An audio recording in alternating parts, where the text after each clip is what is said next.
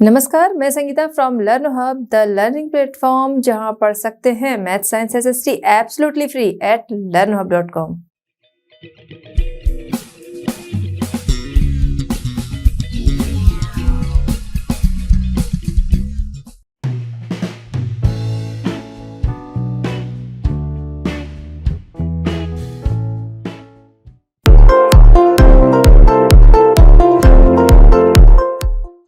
चलिए बच्चों, हमारा आज का चैप्टर स्टार्ट करते हैं। क्वेश्चन नंबर 1 है, explain why nomadic tribes need to move from one place to another, what are the advantages to the environment of this continuous movements. ठीक है, क्वेश्चन हमारा क्या कह रहा है? क्वेश्चन कह रहा है कि आपको एक्सप्लेन करना है क्या कि नोमैडिक जो ट्राइब्स थे वो एक जगह से दूसरी जगह क्यों घूमते रहते थे, मूव क्यों करते रहते थे। दूसरा आगे इसी में क्वेश्चन है कि उससे एनवायरमेंटल एडवांटेजेस क्या थे, एनवायरमेंट को उससे क्या फ़ायदे थे, वो आपको बताना है उनके कंटिन्यूस मूवमेंट से।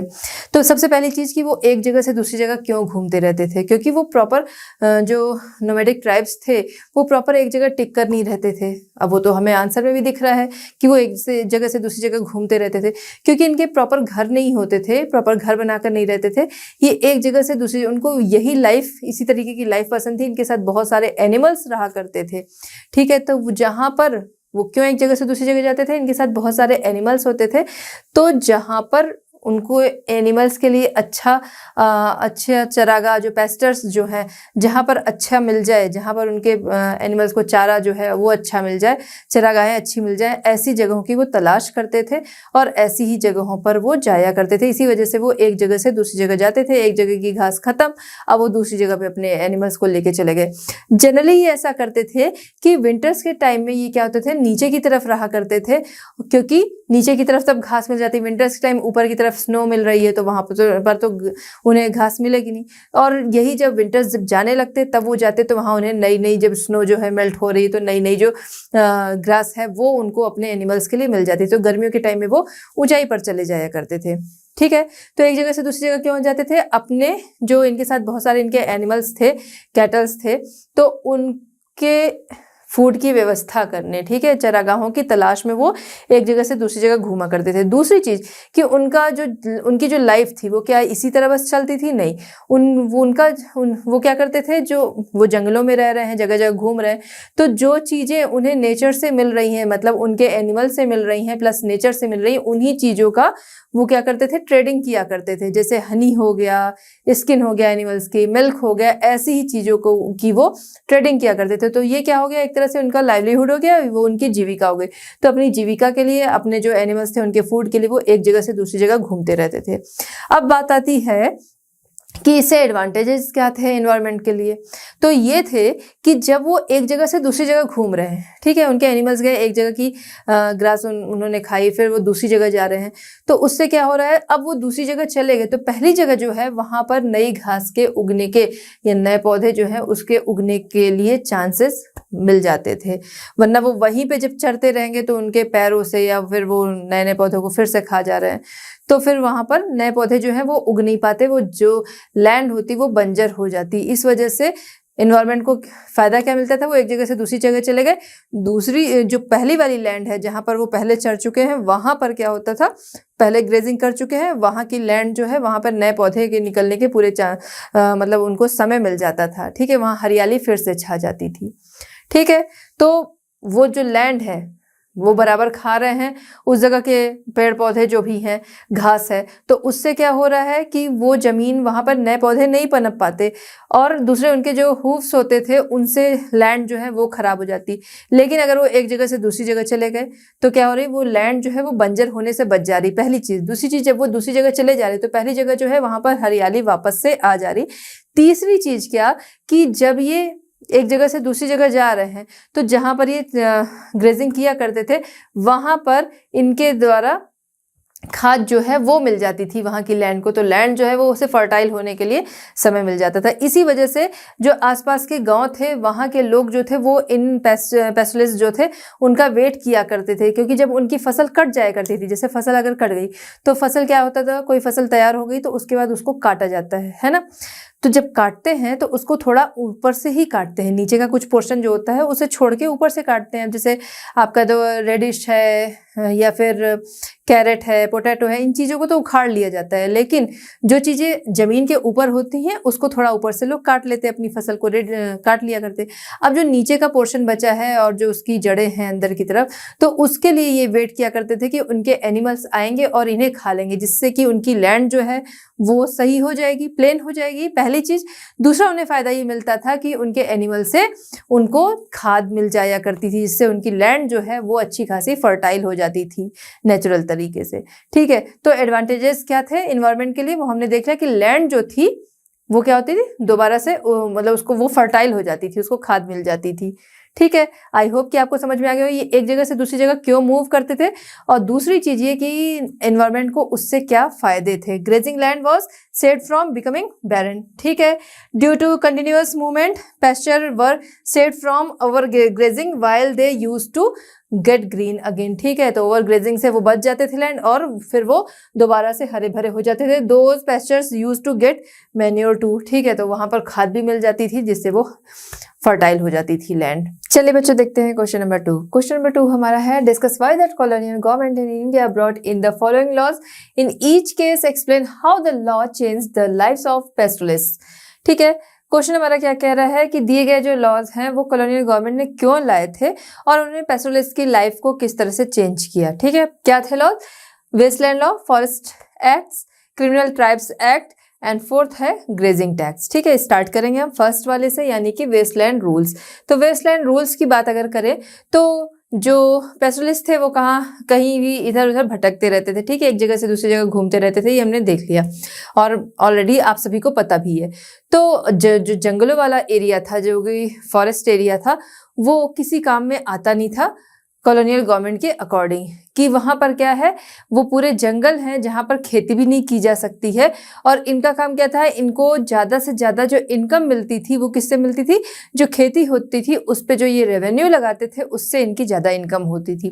ठीक है, तो कॉलोनियल गवर्नमेंट को लगा कि जो खाली लैंड जो पड़ी है, यानी कि जो जंगल के नाम पे, इनको इन जंगलों को साफ किया जाए और यहाँ पर क्या किया जाए, खेती कराई जाए। उससे एक तो उन्हें उपज मिल जाएगी, दूसरा ये कि उससे उन्हें रेवेन्यू भी मिल जाएगा। तो मतलब कुछ भी उन्हें मिले उस लैंड से, न तो उन्हें खेती मिलती थी न रेवेन्यू मिलता था। अब क्या है कि उन्होंने सोचा जब यहाँ खेती करा दी जाएगी तो उससे उनकी इनकम जो है वो बढ़ेगी, या तो खेती भी जो होगी वो भी उन्हें मिलेगी।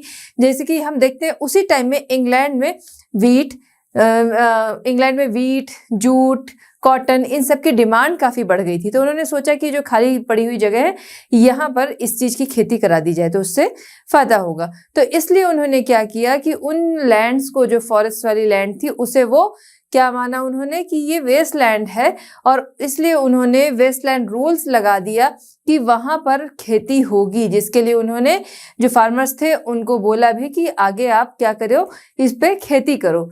तो ठीक है, फिर उस लैंड को किस चीज के लिए ले लिया गया, वेस्टलैंड रूल्स के अकॉर्डिंग उसे खेती के लिए यूज किया जाने लगा। अब उसका जो पेस्टोरलिस्ट थे उन पे असर क्या हुआ, उन पे असर ये हुआ कि उनकी जो चरागाहें थी वो क्या करते थे, उन्हीं जगहों पे उनके जो एनिमल्स थे उनको ग्रेजिंग के लिए ले जाया करते थे।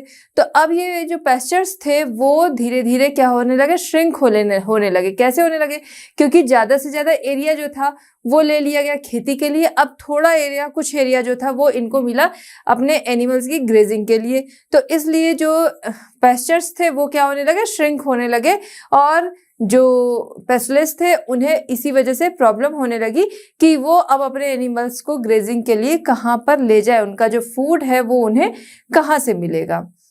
चलिए नेक्स्ट हम देखेंगे फॉरेस्ट एक्ट। चलिए अब हम देखते हैं इसमें सेकंड, फॉरेस्ट एक्ट। ठीक है, तो फॉरेस्ट एक्ट के तहत क्या किया गया, इंडिया में बहुत सारी जगहों पे कॉलोनियल गवर्नमेंट ने फॉरेस्ट एक्ट लगा दिए, जिसके तहत जो फॉरेस्ट थे उन्हें 2 पार्ट्स में डिवाइड कर दिया गया।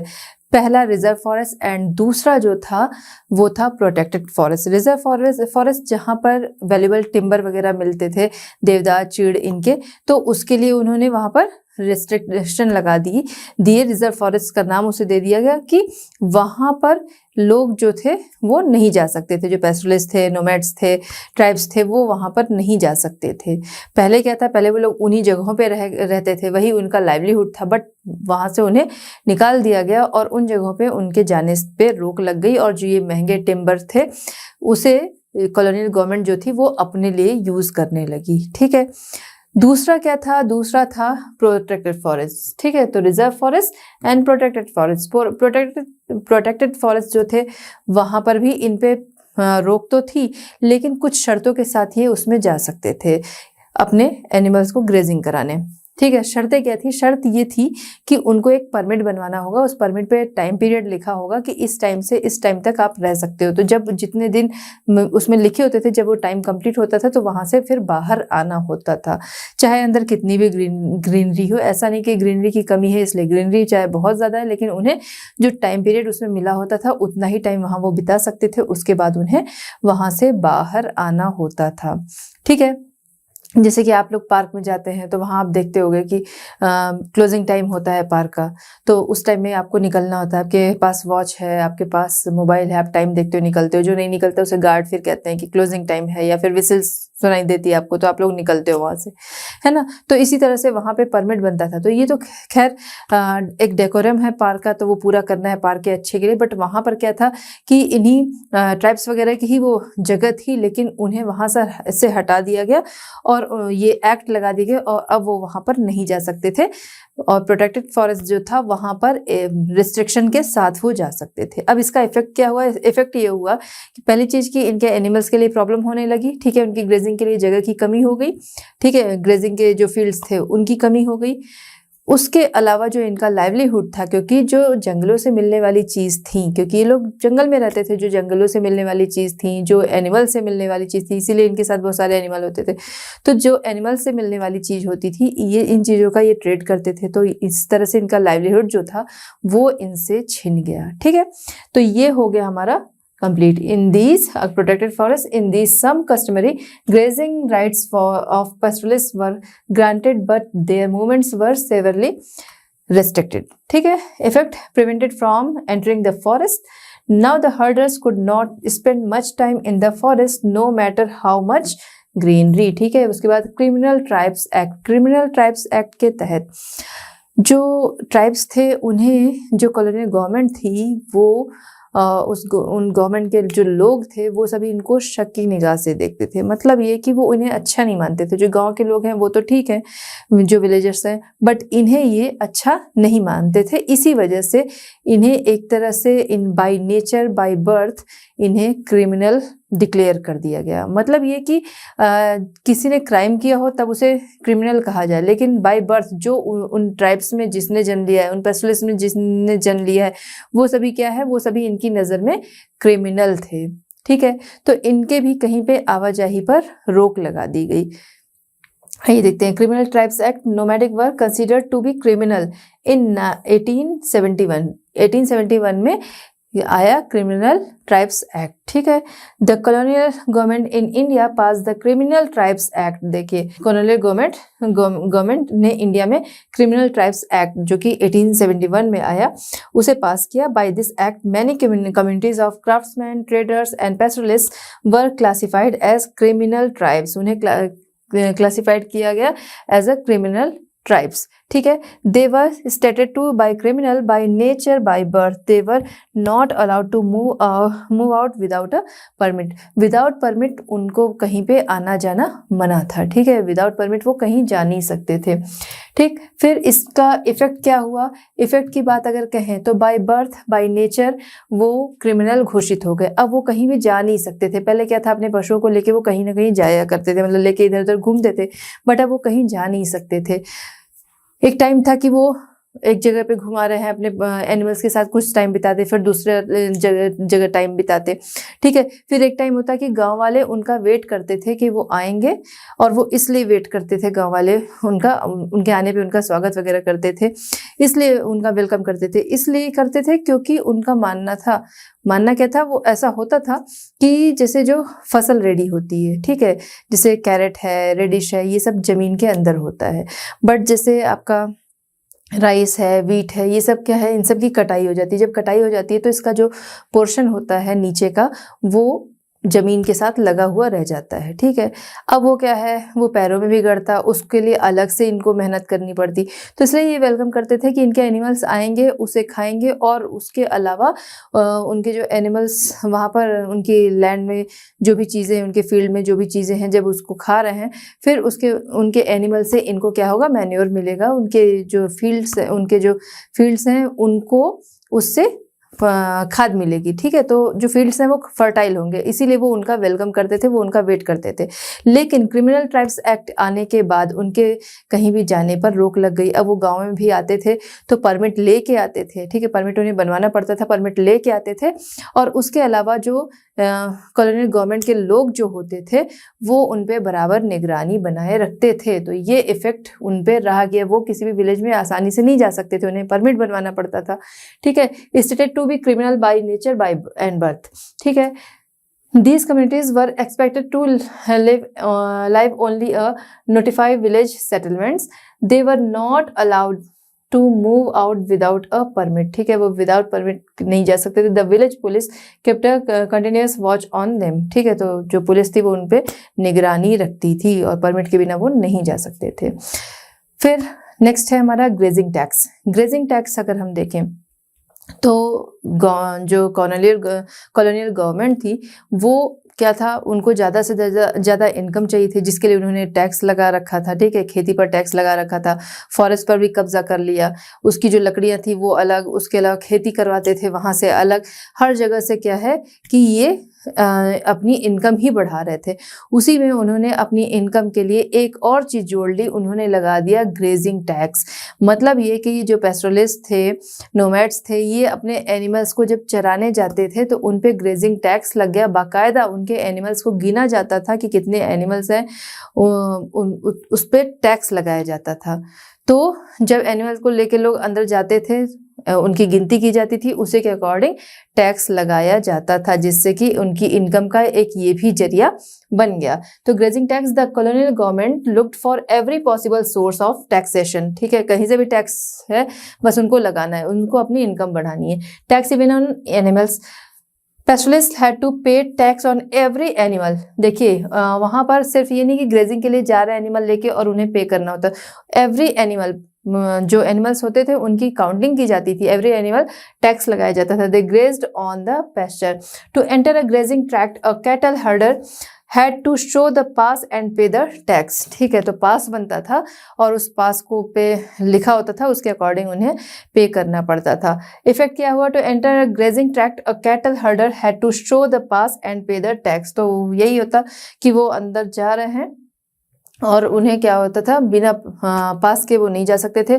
और फिर जो चीज़ उनका काम फ्री में होता था, है ना, कि कहीं भी लेके वो अपना घूम रहे हैं और अपने एनिमल्स को ग्रेजिंग करा रहे हैं, बट अब उसके लिए उन्हें टैक्स पे करना पड़ता था। चलिए बच्चों देखते हैं क्वेश्चन नंबर 3। क्वेश्चन नंबर 3 हमारा है, give reasons to explain why the Maasai community lost their grazing lands. Maasai community अपने ग्रेजिंग लैंड्स क्यों खो बैठे, आपको एक्सप्लेन करना है, रीजन देना है। तो सबसे पहली चीज, मसाई कम्युनिटी रहती कहाँ थी, क्योंकि अभी तो हम इंडिया के बारे में पढ़ रहे थे, ठीक है। तो वो कहाँ रहती थी, वो रहते थे ईस्ट अफ्रीका के पोर्शन में, ठीक है। तो ईस्ट अफ्रीका के पोर्शन में मसाई कम्युनिटी रहती थी, जिनकी लैंड जो थी वो बहुत ज़्यादा थी, बहुत बड़ा एरिया था। हम देखते हैं लेट 19th सेंचुरी में जब यूरोपियन पावर वहाँ आती है तो वो उस पर कब्जा कर लेते हैं, बहुत मारकाट होती है। मारकाट क्यों, क्योंकि बाहर से आया हुआ पर्सन उस पर कब्जा कर रहा है, जो लोग वहाँ पे रहते थे उन्हें हटा कर, तो वहाँ पर बहुत मारकाट के बाद लेकिन यूरोपियन जो है उन्होंने क्या किया कि उसे छोटे छोटे कॉलोनीज में डिवाइड कर दिया। फिर हम आगे देखते हैं 1885 में वो लोग मसाई लैंड के 2 टुकड़े कर देते हैं, मतलब 2 पार्ट्स में उसे डिवाइड कर देते हैं। इसलिए मैंने यहाँ पर 2 times m लिखा है, यहाँ बीच से डिवाइड है, तो 2 बराबर भागों में उसे डिवाइड कर देते हैं। एक इंटरनेशनल लाइन वहां पर खींच दी जाती है, ठीक है। फिर वहां पर वो क्या करते हैं, जो अच्छा एरिया था फॉरेनर्स के रहने के लिए दे दिया गया, और जहां पर पानी भी मुश्किल से मिलता था ऐसा एरिया, वहां पर इन मसाई कम्युनिटीज को रहने के लिए जगह दे दी जाती है, ठीक। अब हम क्या देख रहे हैं, उनकी जो लैंड है वो कैसे छिनती चली आ रही है उनसे, कि पहले वो आए हैं, फिर उन्होंने कब्जा किया, फिर उसे 2 पार्ट्स में, छोटी छोटी कॉलोनीज में, फिर आगे 2 पार्ट्स में उसे डिवाइड कर दिया, फिर आगे फॉरेनर्स को दे दिया कुछ पोर्शन जो अच्छा वाला था, जहां पर मुश्किलें थी वहां वहां पर इन मसाई जो कम्युनिटीज हैं उन्हें बसने के लिए दे दिया गया। फिर उसके बाद और जो लैंड थी, कैसे लैंड जो है उनकी कम होती जा रही है, वो अपनी ग्रेजिंग लैंड को खोते जा रहे हैं। बाकी कुछ इनकी ग्रेजिंग लैंड जो थी वहां पर इन्होंने क्या किया, खेती करने के लिए जो पेजेंट्स थे उन्हें इनकरेज किया कि वो क्या करें, एग्रीकल्चर को एक्सपेंड करें। जैसा कि हमने इंडिया में भी देखा था कि वेस्ट लैंड रूल लाया गया और वहां पर क्या किया गया कि एग्रीकल्चर को एक्सपेंड किया गया। वही चीज यहाँ पर है कि पेजेंट को इनकरेज किया गया कि वो एग्रीकल्चर को एक्सपेंड करें। ठीक है, use of the best pasture for the settlement of foreigners, peasant encourage to take up agriculture by the colonial government in the late 19th century. तो जो वहां पर यूरोपियन गवर्नमेंट थी उनके द्वारा, यूरोपियन गवर्नमेंट के द्वारा क्या किया गया कि उनके जो पेस्चर्स थे उन पे कब्जा किया गया और वहां पर खेती करने के लिए इनकरेज किया गया। इस तरह से उनकी लैंड जो है वो कम होती जा रही है। फिर आगे हम देखते हैं कि भाई शौक भी अपने पूरे करने हैं, शिकार करने हैं, तो शिकार करने के लिए कुछ लैंड को उन्होंने ले लिया। ठीक है, फिर कुछ लैंड जो था वहां पर नेशनल पार्क बन गए। तो इस तरह से करके धीरे धीरे जो मसाई कम्युनिटी थी उनकी लैंड उनसे छिनती चली गई। चलिए बच्चों देखते हैं क्वेश्चन नंबर 4। क्वेश्चन नंबर 4 हमारा है, there are many similarities in the way in which the modern world force changes in the lives of pastoral communities in India and East Africa. Write about any 2 examples of changes which were similar for Indian pastoralists and the Maasai herders. ठीक है, बहुत सारी similarities हमने देखा कि जो modern world change हो रहा था उसमें इंडिया एंड ईस्ट अफ्रीका में बहुत सारी सिमिलरिटीज हमें देखी। कोई भी 2 सिमिलरिटीज जो थी वो हमें बताना है पेस्टोरल कम्युनिटी को लेकर, इंडिया एंड ईस्ट अफ्रीका की पेस्टोरल कम्युनिटी को लेकर जो भी सिमिलरिटीज थी उनमें से 2 हमें बतानी है। तो देखिए, पहले हमने शुरुआत की थी कि किस तरह से बाहर के लोग आते हैं। यही चीज हमने ईस्ट अफ्रीका में देखा कि वहां पर पावरफुल जो यूरोपियन आते हैं वो उन पे कब्जा करते हैं। इंडिया में देखा ब्रिटिशर्स आए, ठीक है, कॉलोनियल गवर्नमेंट आई, उन्होंने कब्जा किया। तो जो फॉरेस्ट थे उन पे कब्जा किया, इससे जो पेस्टोरलिस्ट थे उन्हें प्रॉब्लम हुई। ठीक है, पहले क्योंकि वही उनके रहने की जगह थी, वही उनका फूड था, वही उनके साथ जो एनिमल्स रहते थे उनका फूड था, उनकी ग्रेजिंग की जगह थी, तो वहां पर उन्होंने कब्जा किया। अब अगर सिमिलरिटीज की बात करें तो ये सारी सिमिलरिटीज हमें दिख रही है कि बाहर से लोग आए, उस पर कब्जा किए, ये चीजें थी। ठीक है, आइए देखते हैं। The British government wanted to convert pastures into agricultural land in India from the middle of the 19th century. Even in Africa, farmers were asked to expand their cultivation areas as much as possible. तो यहाँ पर क्या है, हमने देखा Westland rules पढ़ा हमने सबसे पहले उसे, तो जिसके तहत क्या किया गया कि जो इंडिया के जहाँ पर ये पेस्टोरल कम्युनिटीज रहती थी वहां पर, यानी कि फॉरेस्ट लैंड जो थी जिसे उन्होंने वेस्ट लैंड रूल लाया और उस पर खेती करने के लिए फार्मर से कहा गया। यही चीज हम कहाँ पर देखते हैं, यही चीज हम ईस्ट अफ्रीका में भी देखते हैं कि वहां पर भी जो मसाई कम्युनिटी थी उनकी जो लैंड थी वहां पर खेती करने के लिए इनकरेज किया गया जो पीजेंट्स थे। ठीक है, तो ये सिमिलरिटी हो गई। Due to this their pastures started shrinking, तो इसकी वजह से क्या हुआ, उनके जो पेस्चर्स थे वो श्रिंक होने लगे, जो उनके चरागाह थे वो श्रिंक होने लगे, वो अपने आप कम होते नहीं जा रहे थे, ज्यादा से ज्यादा पोर्शन पे वो लोग कब्जा करते जा रहे हैं, तो थोड़ा सा पोर्शन इनके लिए बच रहा है, तो इनके जो पेस्चर्स थे वो इस तरीके से श्रिंक होने लगे। ठीक, सेकंड क्या था, in India till the middle of the 19th century some of forests were declared reserve forests under various forest acts.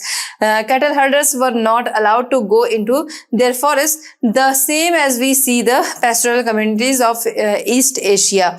Because of this, they stopped getting green pasture and they were confined to the reserve. ठीक है, तो हम क्या देखते हैं, दूसरी similarity क्या थी, दूसरी सिमिलरिटी ये थी कि उन्होंने फॉरेस्ट एक्ट लाया। हमारे यहाँ कॉलोनियल गवर्नमेंट जो थी उन्होंने फॉरेस्ट एक्ट लाया जिसके तहत रिजर्व फॉरेस्ट बोल दिया गया कि अब यहाँ पर जाना मना हो गया था जो पेस्टोरल कम्युनिटीज थी।